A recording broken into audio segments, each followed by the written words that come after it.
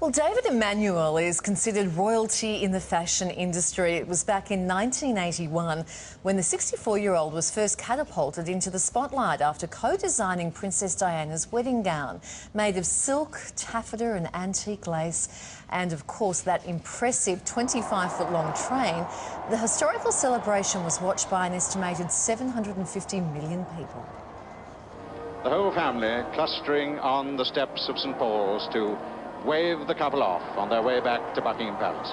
Never forget that, huh? Now, the host of Say Yes to the Dress over in the UK is down under and bringing a lot of bling to our shores. In fact, David Emanuel joins us live. Welcome to you. Thank you very much. Lovely Great to see you. Great to see you too. This is great. You were the mastermind behind Princess Diana's wedding gown. How did that? Where does that relationship start? It started off as simply Lady Diana Spencer. She'd had seen my clothes in Vogue magazine.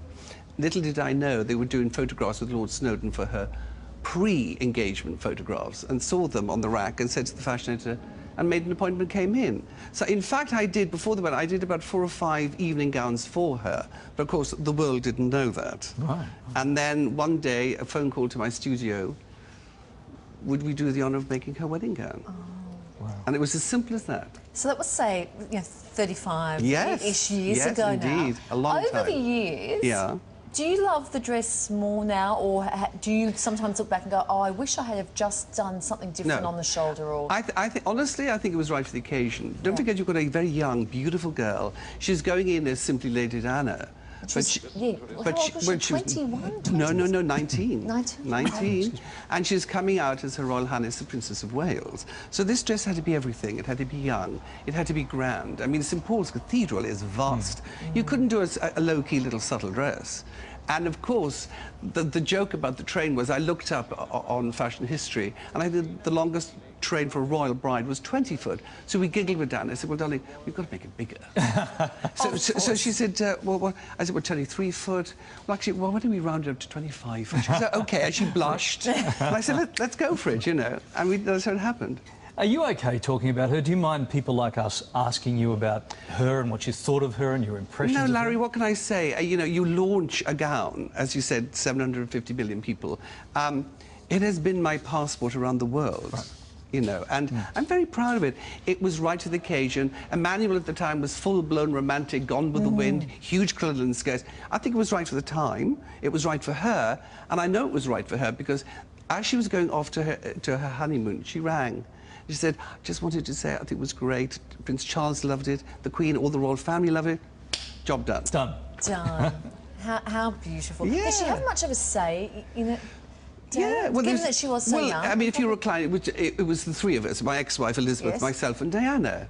And you know I'm doing this mad show called Say Yes to the Dress. Yeah, right. Well, you know, the entourage comes, there's 8 people. Diana, on the third visit, said, would you mind if I brought some less? Well, who? Well, my mother, of course. So we did a quick sketch, showed her mother, and mother loved it, and we ripped it up because we didn't want you guys getting hold of it.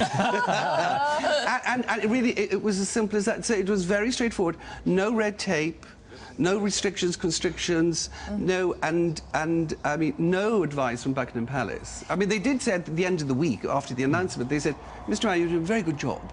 Just carry on. And no budget? No, well, what can you do? You're doing probably the gown of your lifetime. Yes. Yeah.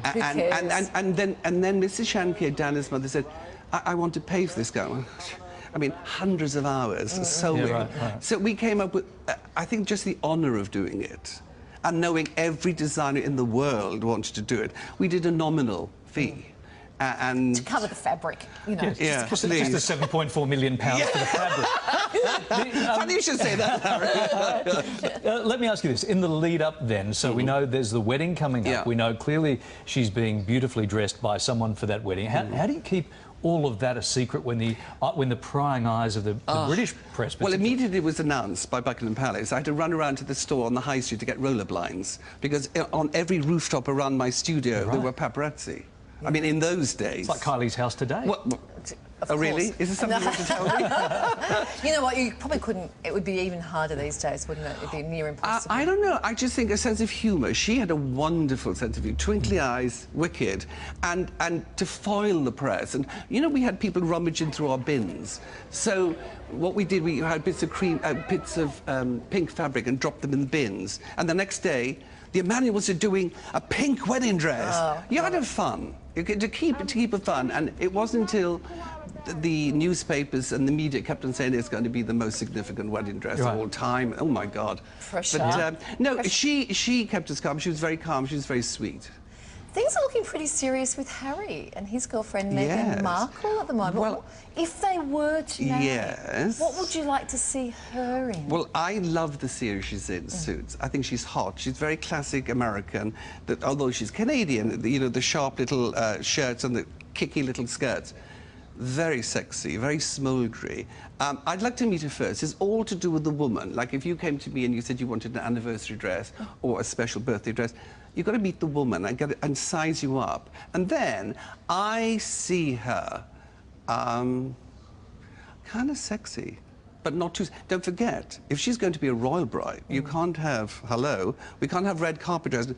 Red carpet royal dressing, but not red carpet Hollywood dressing. Yes. There's a difference. There's a huge difference. So something but would you go big train and 30? You'd have to go 30.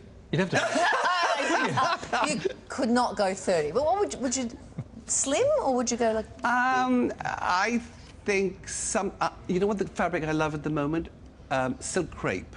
Right. Silk crepe is this fabric that molds around the body. You can cut it on the bias. You can make it slinky and sexy, but chic. I think she'd look good in the same outfit Selma Hayek wore to the SAGs. The gold... talk us through the jewellery. This is very exciting. So talk us through this project. The jewellery collection is a perfect mix for me because I've hooked up with a company called Clogau, which is a Welsh gold company. I'm Welsh. I speak Welsh.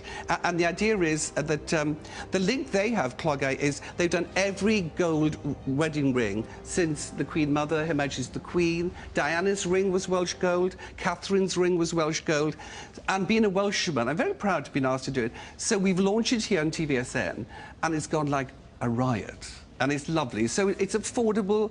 I didn't want to price it too high, and just to find pieces that you might like to give as a present. And I've been telling the ladies to be watching, so look, stop with the presents. You know, you give presents at Christmas, you can present, but why don't you buy a present for yourself? Oh, yes. Don't you think? David. And treat yourself. Because we don't do it, do we? We don't buy ourselves a present, very rarely. Well, Larry likes to indulge himself occasionally. Oh, do you? But yes. Well, this is from... I gave Kylie a present for my holiday yesterday and nothing in return, so maybe a little bit of Welsh gold. A little bit of Clogau. A little bit of Clogau, indeed. Great to see you. Thank you very much. Great to be here. I mean, I could talk to you for like the next 5 hours. Darling, I'm flying off tomorrow, back to London tomorrow evening. All things royal. I love it. Thank you so much. It's lovely to meet you. Lovely to meet you too. For more details about the Clogau collection, you can head to The Morning Show.